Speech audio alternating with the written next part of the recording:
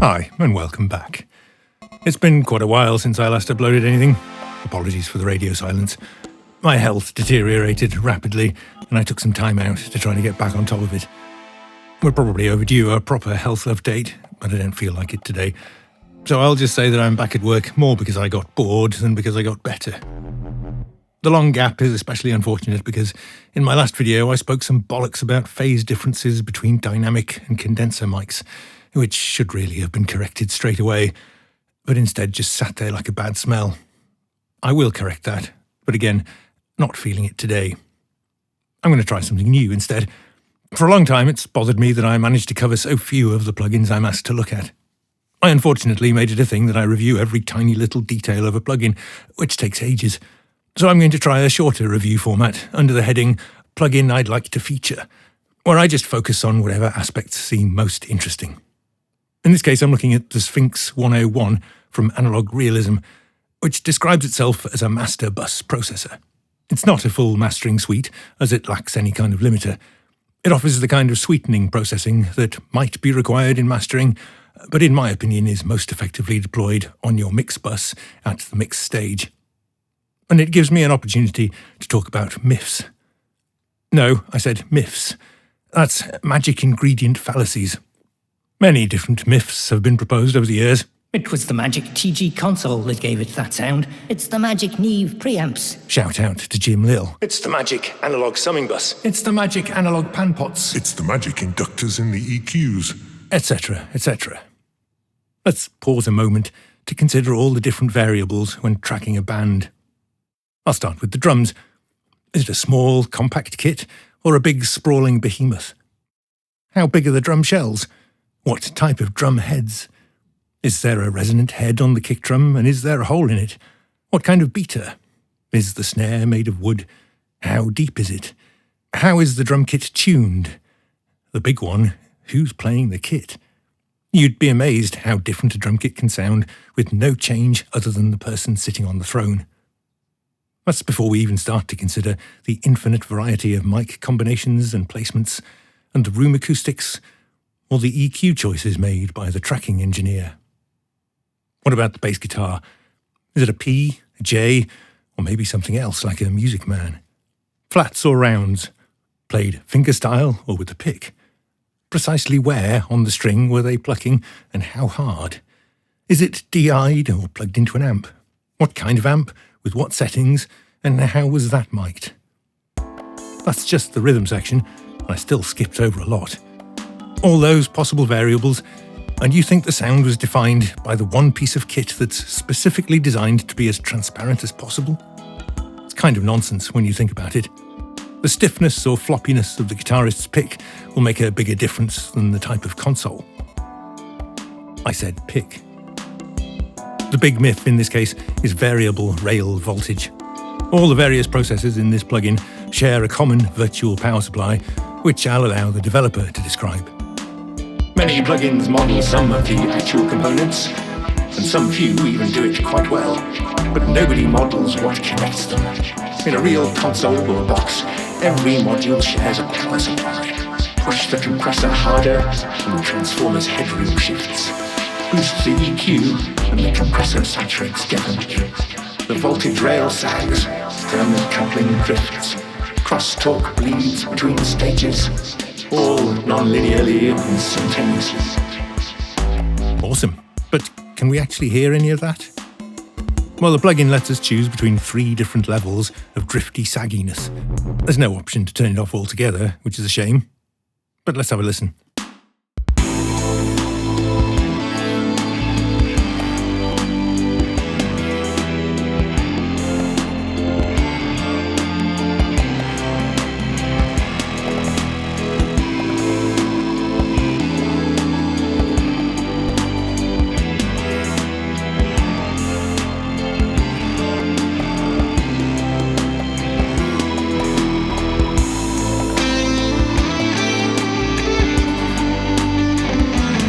This instance is doing rather a lot. I'm driving both input and output transformers hard. I'm using all the multiband dynamics and the HF clipping, a decent dose of overall compression, and a bit of light EQ. I've been as heavy-handed as possible without ruining the mix. So, can you hear the difference when I switch from minimum TrueRail to maximum TrueRail?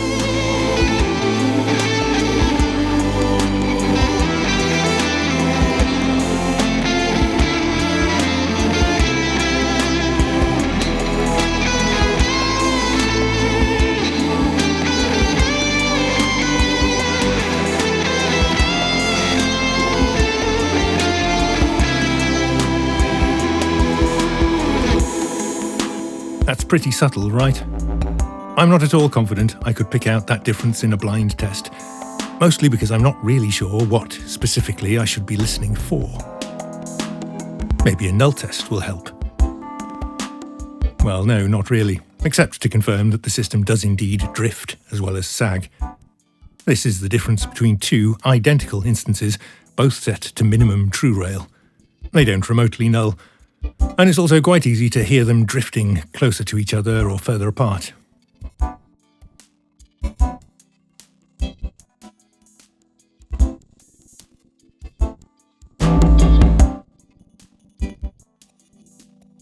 This didn't really surprise me, to be honest, as the developer told me there was drift, or in other words time variance, and I was inclined to believe him.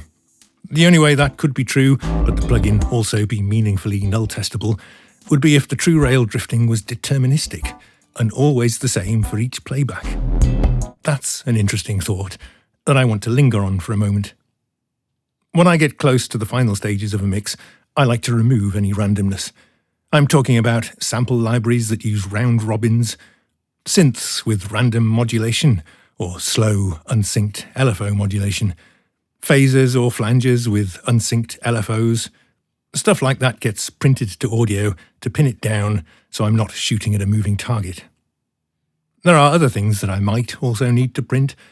Synths with free-running or random phase oscillators might change significantly from note to note, especially if it's a bass part. Then there's stuff that's non-deterministic, but pretty much never matters, like the phase of the modulation in a chorus effect, or in the tails of your algorithmic reverbs. Those might be technically different each time, but it's like the difference between different bursts of white noise. There's no meaningful information in the difference. So, what about the TrueRail randomness?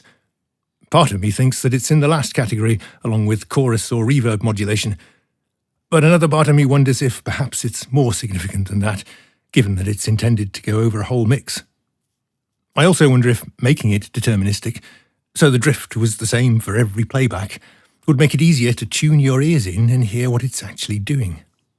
I'm not confidently proposing that as a feature suggestion, as I might have missed some negative consequences.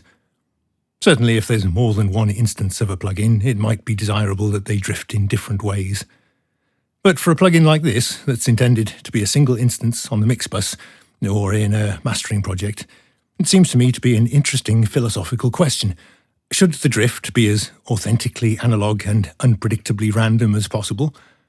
Or would it actually be better for the drift to be consistent and tied to the playback position, even though that's less analog? Anyway, if I switch just one instance to full TrueRail, the difference signal increases a bit. This doesn't really tell us much. I don't think it really even helps us to know what to listen for. The swooshiness we're hearing is a consequence of the random phase differences between the instances. We won't get any of that when only running one of them. So our only option is to actually listen to it.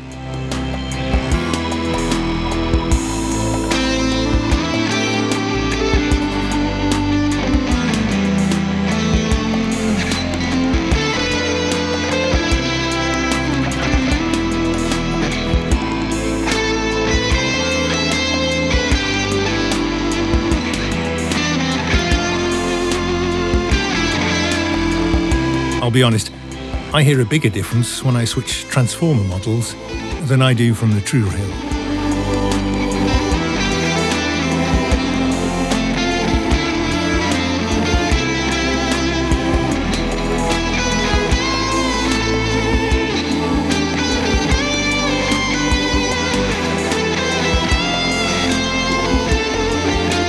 This MIF reminds me a little of the TMT feature in Brainworks plugins. People are still mad at me for criticising that years ago, so I'm going to do it again now. In that case, they identified a real phenomenon. Variations in component tolerance result in small variations between channels in an analog console. No argument with that. I've also got no problem with the way the feature is implemented, other than feeling slightly insulted by the randomize button. They have successfully made every channel behave slightly differently, exactly as the marketing claims. My problem with it is it doesn't matter. It didn't matter on the analog consoles, and it still doesn't in the plugins. If you do it properly and mix with your ears, you will dial out 99% of the differences without even being aware of it. Because if the EQ gain is more aggressive on one channel, you will be less aggressive when you dial it in. There's only one scenario where I think TMT can actually add some useful extra depth and dimension. That's when the high-pass filter gets set slightly differently for each channel of a stereo pair.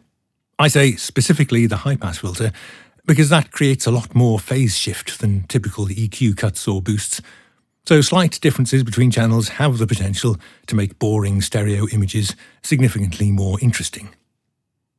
Also, of course, the potential to mess up an interesting stereo image. Use with care. But that's not some unique magic spice that requires TMT.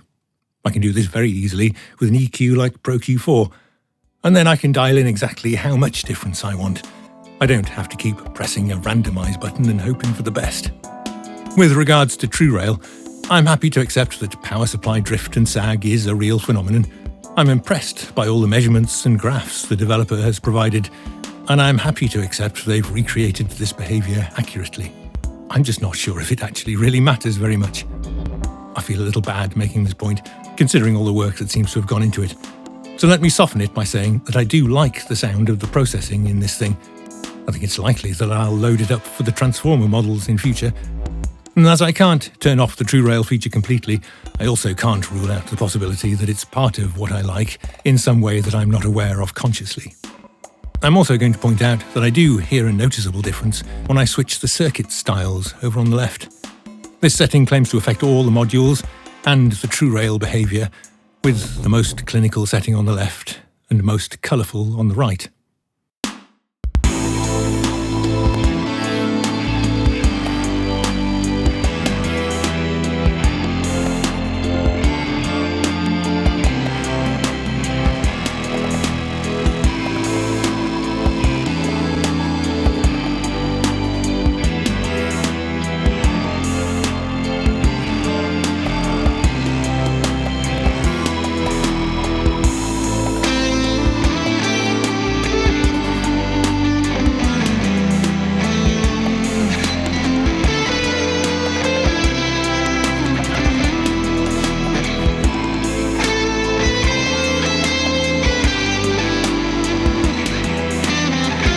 Clear preference for the most colourful setting on this mix, suggesting that the care and attention the developer gave to the TrueRail behaviour has also spilled over into other, dare I say, more significant aspects of the analog modelling. Anyway, my hunch is that the most significant aspect of the TrueRail feature would be the drifting differences in phase between left and right channels. Like the TMT stereo high-pass filter, I would expect this to make boring stereo images a little less flat and two-dimensional. The thing is, though, I personally try not to have a boring 2D stereo image by the time I hit the mix bus. And whatever widening effect is created by the TrueRail drift is as nothing compared with the side channel boost I applied in the stereo section.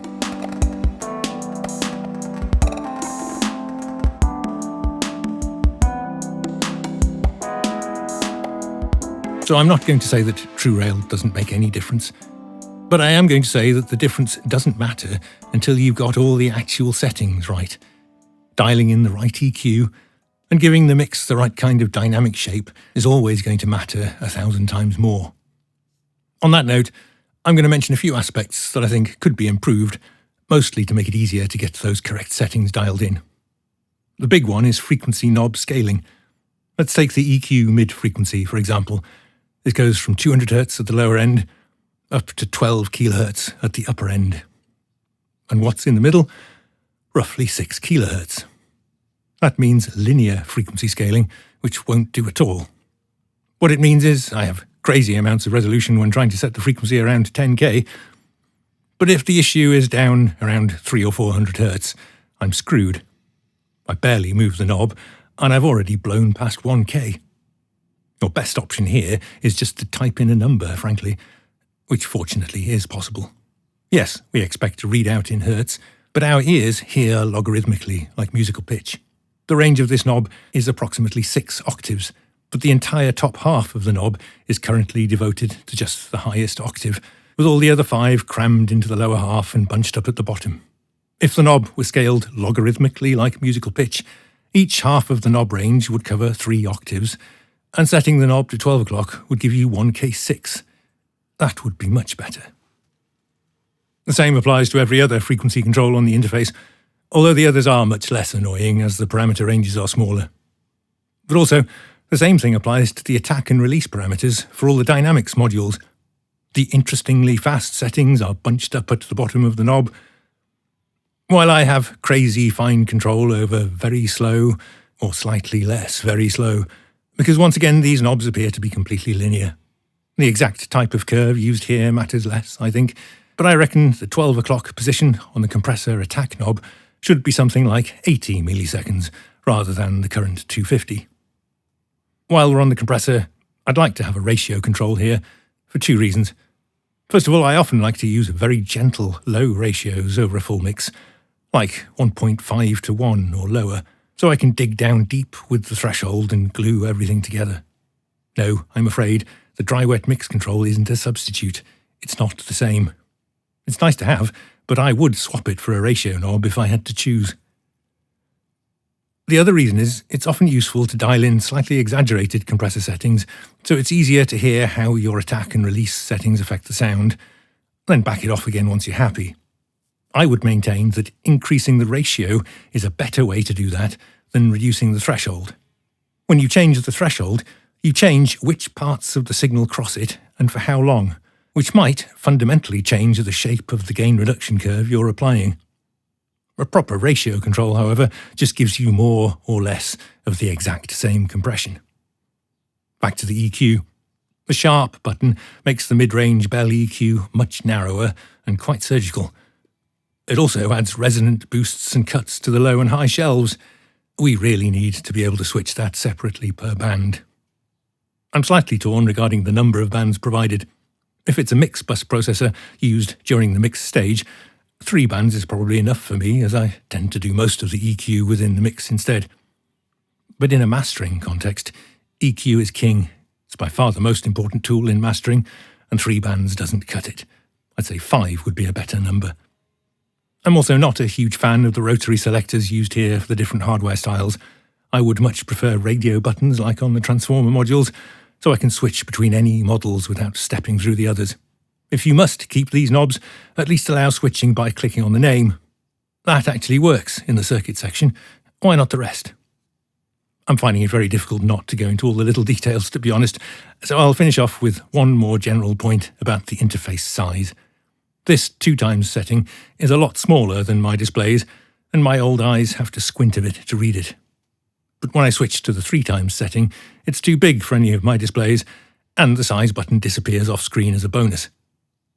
I can't imagine what kind of monster display would require the largest setting, and I'm too scared to switch to the smallest because I'm worried I'll never find the switch to set it back again. The optimal size for my very normal standard size displays would be somewhere between the 2x and 3x settings. Okay, I'll leave it there. If there's something here that you're very annoyed I didn't cover, note that there's a detailed user manual integrated right into the interface, which is a nice touch. Thanks for watching.